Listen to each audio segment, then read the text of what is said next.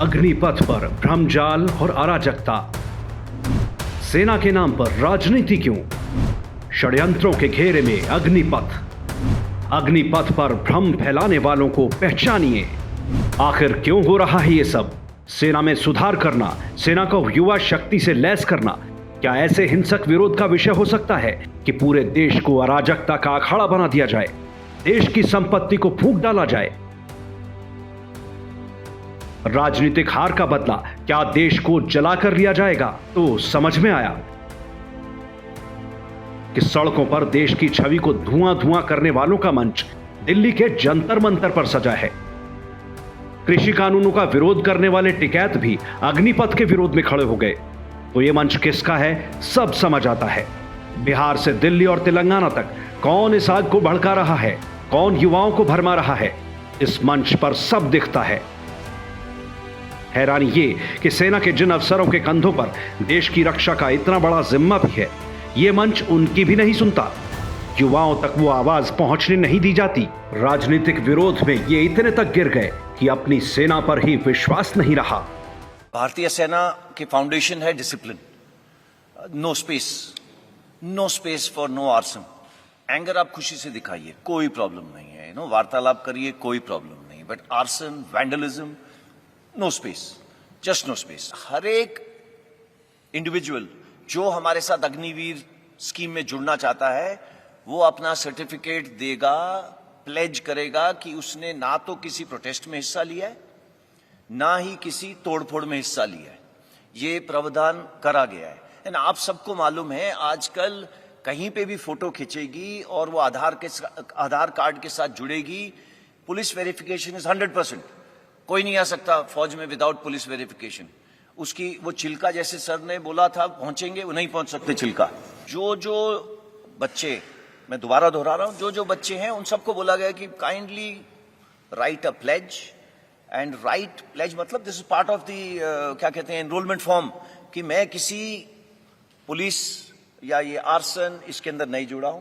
उसके साथ उसका पुलिस वेरिफिकेशन होगा ही होगा। अगर ना जाने किसी वजह से FIR लॉन्च उसके ऊपर लॉन्च हुआ तो वो नहीं आ सकता। It is simple.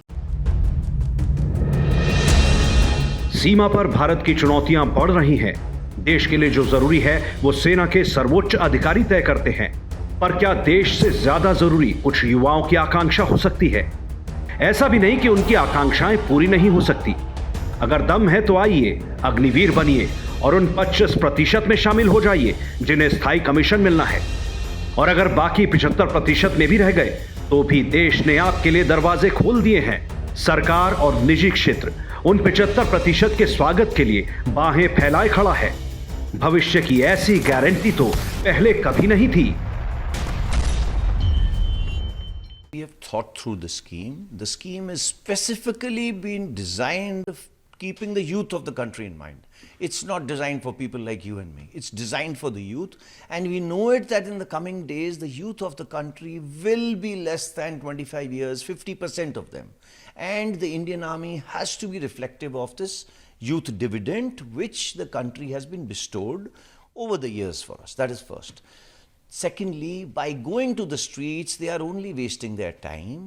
They should spend this time to get themselves readied for physically, basically, because physically को ready करने के लिए you require about 2 odd months. There's no point, going for थोड़ी देर के लिए in this garmi and rain. They are wasting time. Rains are about to come, and when rain come, they will not be able to go out to do vyayam, exercise, running, this and that, so they must do that. Thirdly, the worst issue is today we are not what we were 10 years back. Everything is interconnected. If I take a photograph of yours and I feed it on the Facebook, it says Anil Puri. इससे ऊपर समय नहीं लगता। Now imagine इनकी photo में आपने भी लिए हैं, हमने भी लिए हैं, पुलिस वालों ने भी लिए हैं, ये सब फोटोएं ले ली गई हैं, and all these photographs will be available somewhere, and they'll immediately get connected to the Aadhaar card. So why roger your future? जो लोग कभी बेरोजगारी पर हल्ला मचाते थे, उन्हें यह पच नहीं रहा कि आज युवाओं को सुरक्षित गरिमापूर्ण भविष्य का अवसर मिल रहा है। अग्निपथ से निकले अग्निवीर देश का सुनहरा भविष्य बनेंगे। ये उन्हें हजम नहीं होता, क्योंकि इनकी दुकान तो तभी चलती है जब युवाओं का वोट बैंक दीनहीन बना रहे।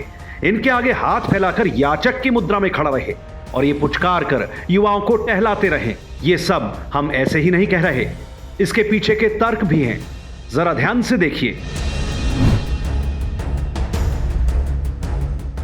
अग्निपथ योजना यानी टूर ऑफ ड्यूटी देश के सुरक्षित भविष्य की दिशा में एक अच्छा कदम है, क्योंकि यह समाज जीवन में पारी शुरू करने जा रहे युवा वर्ग को सेना के तौर तरीके जानने समझने का अवसर देगा, तो उन्हें अलग तरह का अनुभव भी मिलेगा।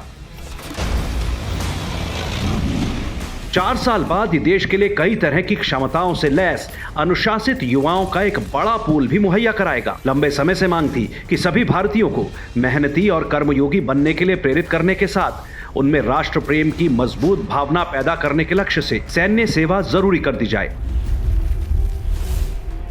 दलील थी कि यह राष्ट्रव्यापी अनुभव भावी कर्णधारों को अनुशासित करने का साधन बनेगा, जैसा स्कूल कॉलेज में अभी एनसीसी के बारे में माना जाता है। युवा पीढ़ी क्षेत्रीय और सांप्रदायिक मानसिकता से ऊपर उठेगी और उनकी शारीरिक क्षमता का भी विकास होगा। यह कुशल वर्ग राष्ट्रीय आपातकाल के समय देश सेवा के लिए भी तैयार रहेगा।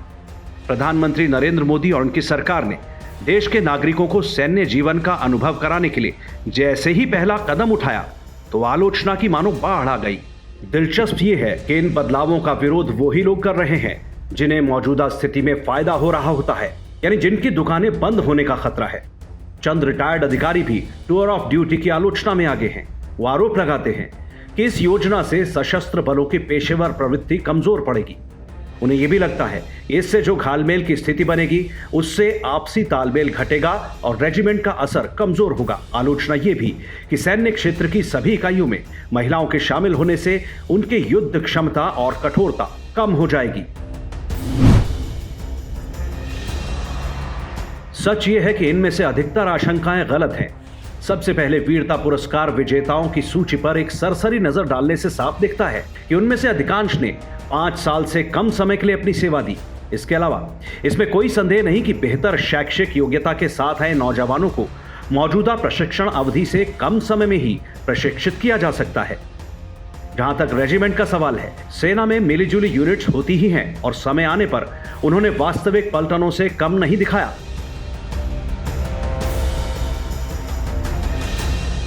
पश्चिमी देशों का उदाहरण देखें तो पता चलता है कि महिलाओं के शामिल होने से दक्षता में कोई कमी नहीं आती, बल्कि ज्यादातर मामलों में यह बढ़ती दिखी है।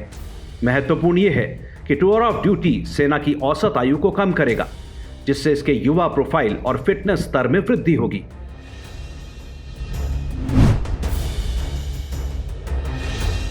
आलोचक कहते हैं कि सैन्य प्रशिक्षण प्राप्त युवा आबादी को अगर रोजगार के उपयुक्त रास्ते न मिले तो ये राजनीतिक मिलिशिया बन सकती है। हालांकि 21 से 25 वर्ष की आयु के एक युवक के पास पूरे देश को देखने समझने का मौका मिलने और अनुशासित जीवन जीने के कारण समान पृष्ठभूमि के किसी भी दूसरे युवक की तुलना में बेहतर रोजगार की योग्यता होगी। इससे भी महत्वपूर्ण ये कि टूर ऑफ ड्यूटी से प्राप्त धन के साथ वो स्वरोजगार के लिए भी तैयार हो सकेंगे। हुआ यह भी है कि केंद्र सरकार और राज्य सरकारों के साथ साथ उद्योग जगत भी इन लोगों को रोजगार में प्राथमिकता देने की घोषणा कर चुका है, तो यह समस्या कभी नहीं आएगी। Model is based on all India merit-based selection process. We are looking at the best to serve the armed forces between the ages of 17 and a half to 21 years. Once selected, Agniveers will serve for 4 years with us.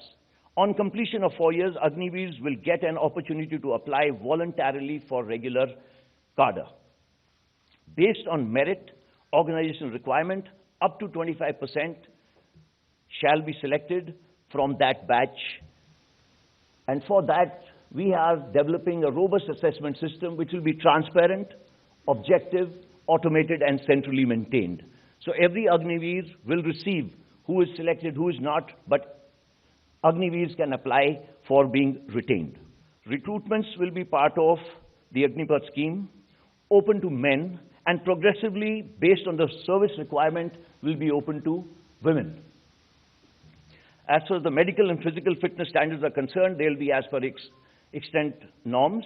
Educational qualifications is 10th and 12th, which are the terms and conditions based on the service requirement. System is being put in place that every 10th class student who joins us we will try and give him a 12th class certificate by the time he leaves us. इसमें संदेह नहीं कि सैन्य सेवा रोजगार क्षमता बढ़ाएगी, पर स्थापित मानसिकता को बदलने में कुछ समय लगेगा। टूर ऑफ ड्यूटी का सेवा काल पूरा करके आने वाले अग्निवीर पुलिस बलों, विशेष रूप से central arm police forces, Assam Rifles, रक्षा मंत्रालय के सिविल पदों, रक्षा मंत्रालय के पीएसयूज और निजी क्षेत्र के लिए भी आदर्श भर्ती होंगे। हालांकि 5वें और 6ठे केंद्रीय वेतन आयोगों की पूर्व सैनिकों को सीपीओ में शामिल करने की स्पष्ट सिफारिश के बावजूद शीर्ष पदों पर नियुक्त नौकरशाहों ने इसे अब तक लागू नहीं किया। मगर भारत के युवाओं को सैन्य जीवन से रूबरू कराने के लिए मोदी सरकार की यह पहल शानदार है। इसे रक्षा मंत्रालय की लागत में कटौती के लिए उठाए गए कदम के रूप में नहीं, बल्कि एक राष्ट्रीय परियोजना के रूप में देखना चाहिए। इस पहल को नौकरशाही के मकड़जाल और राजनीति के भ्रमजाल का शिकार होने से बचाना ही होगा।